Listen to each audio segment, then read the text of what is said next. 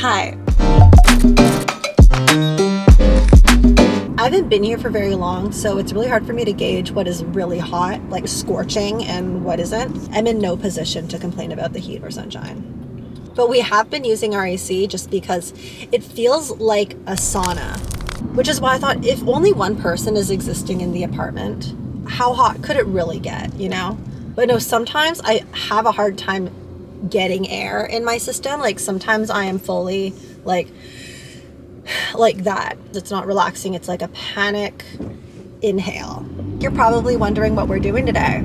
As of late, I found that my adrenaline for moving has slowly started to decrease. And being new to the city, I felt like my purpose wasn't being met. Like I felt like I wasn't really doing anything. The whole point in life, I believe, is we find something that we enjoy, we make it a passion, and we give back to the world with that passion. And I just feel like I was missing that a lot because I was no longer having to sort through broken dishes and like put my stuff away. And now it's like, okay, now we have everything organized. Now what? Now what? That was until I thought of a really fun idea that kind of got me excited again. Like the passion started to grow in me once more. And after pages and pages of journaling, I realized that it really just comes down to me missing my community. I miss knowing faces and having routines and going to coffee shops with friends and laughing and, you know, just like having inside jokes and stuff, which is why I thought it'd be fun to put together a little interior design workshop. So I went to my local coffee shop and I was like, hey, this is my idea. What do you think about having and hosting my workshop for interior design? And they were so for it. Then came the scary part, which is, okay, would anyone be interested in this? Or like, how many people do I plan for? But then I thought to myself, you know what? You're not gonna know unless you try. So let's just put the invite out there and just see who gauges with it. Just see. So I put the invite out and then I closed my phone. I was super scared. And then I got a notification that my workshop had sold out in 13 minutes. And not only that, there is a wait list. And I am like, okay, this is so exciting because I feel like, oh my gosh, this is so exciting. This is like the most excitement I've experienced like since moving here, you know? And now it's like, what can I do to make this one of the best workshops that someone can attend? It's so hot. Oh my God. So it got me thinking, what are the most common questions that homeowners or my friends or family have asked me about interior design? Because not everyone is able to just pick things out of a store and just create a beautiful space, but everyone wants a beautiful space. The most popular question I recall is, how do you make a space cohesive? And I thought, what if I did a workshop to help guide people in understanding what their style is, what their concept is, what their vibe is, how they want to feel in the space, and then give them tips on what to consider when they go out and shop. So, enter the reason why we were in this sweat box of a car in the first place. We're going to be doing concept boards. So the first thing I'm like, hey, we need magazines. So I went on Facebook Marketplace and I found these beauties right here.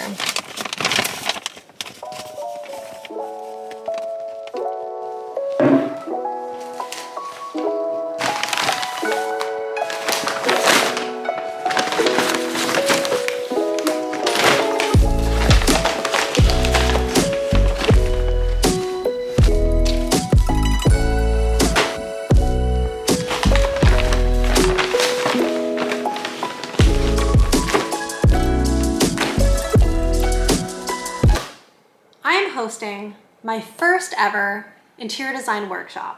And I'm really excited because in 13 minutes, this event went on to sell out completely, which was heartwarming to me. Now I've taken it upon me to make sure that I put on the coolest, most information-packed workshop that I could ever put on. Since selling out my first workshop, I have scoured every inch of Los Angeles for a variety of different magazines. I think I'd be doing myself a disservice if I didn't organize these first.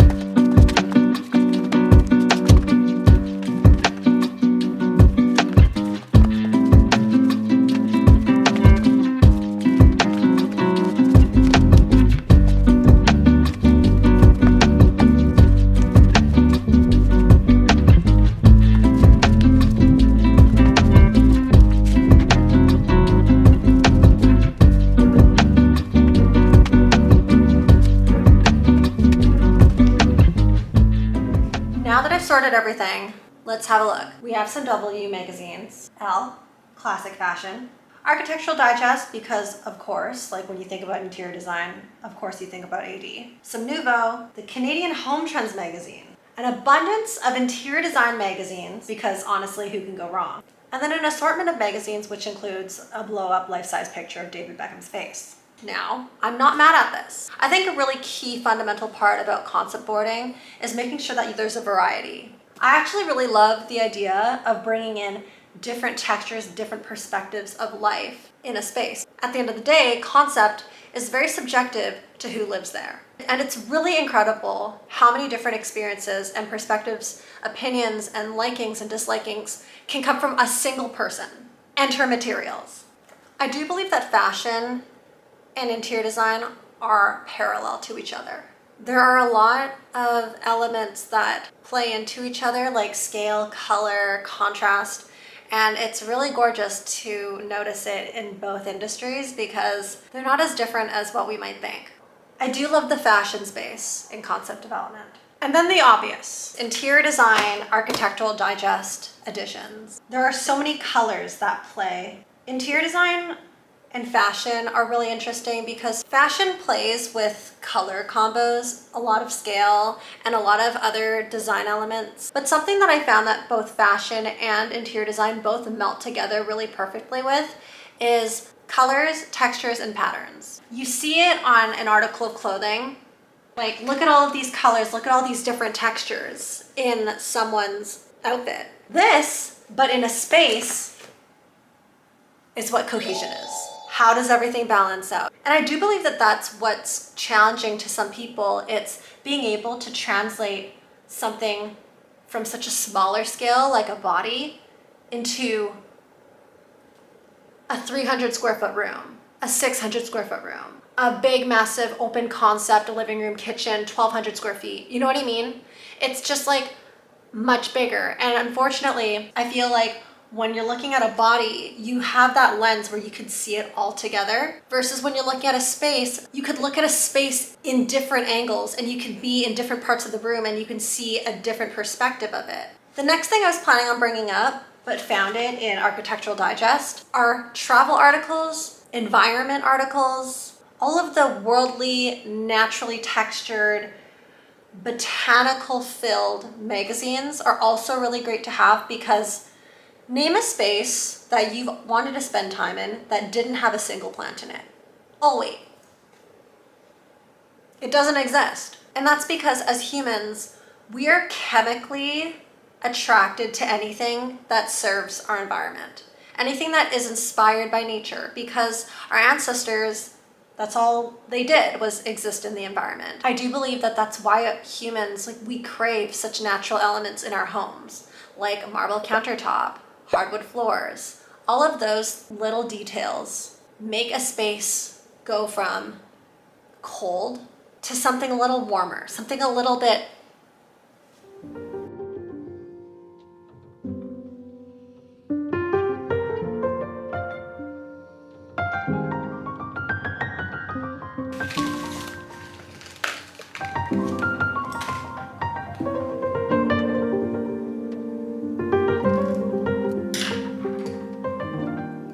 tomorrow's my workshop.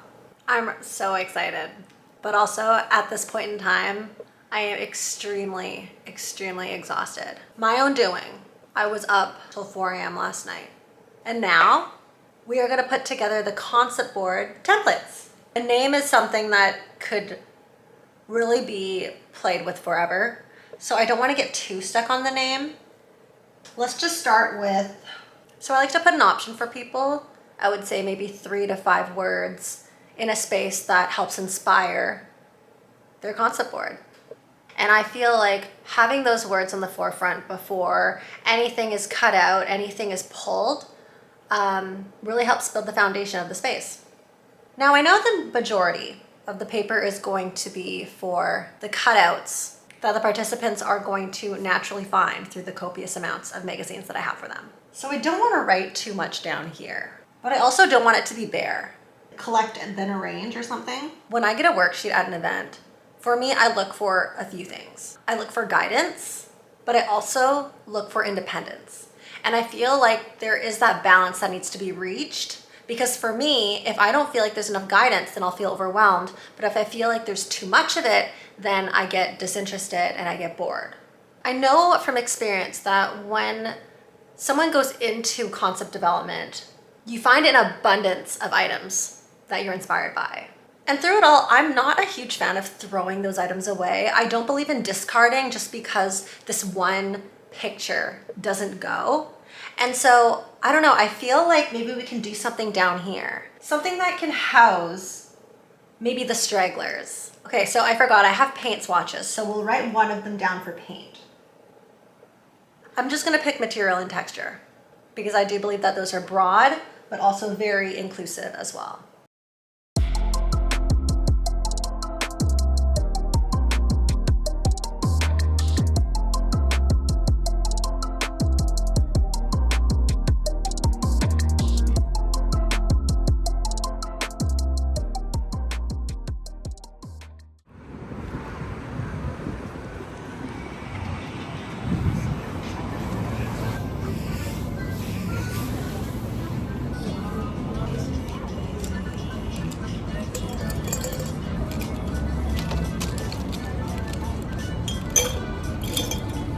Nice to meet you. Thank you for bringing your crew in.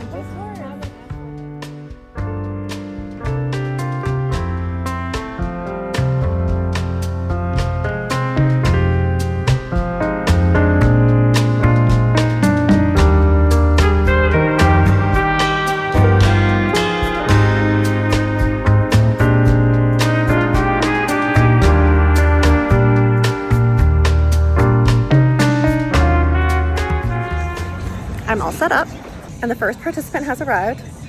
I'm very excited, I'm a little nervous, but it's gonna be really fun, so.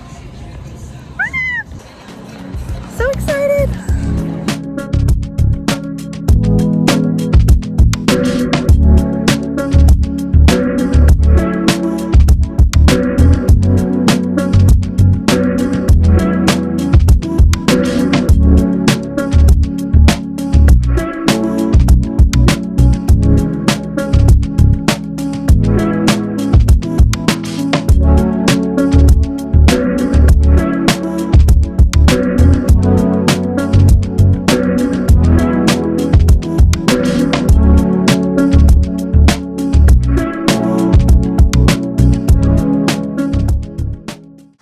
That was so much fun. I just wanted this to kind of be like a plethora of like creative vibes, and it was so fun to look at what everyone did and see everyone's specific style.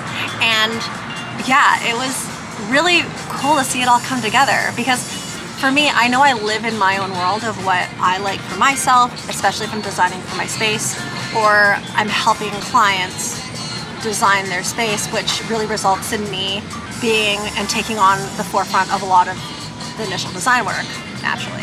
So be able to help guide people while they're making cutouts or making selections. I feel like life now just gets too serious too quickly, and not often are we really left with a space to play. And I feel like that was just what we were able to do today. I want to plan another one.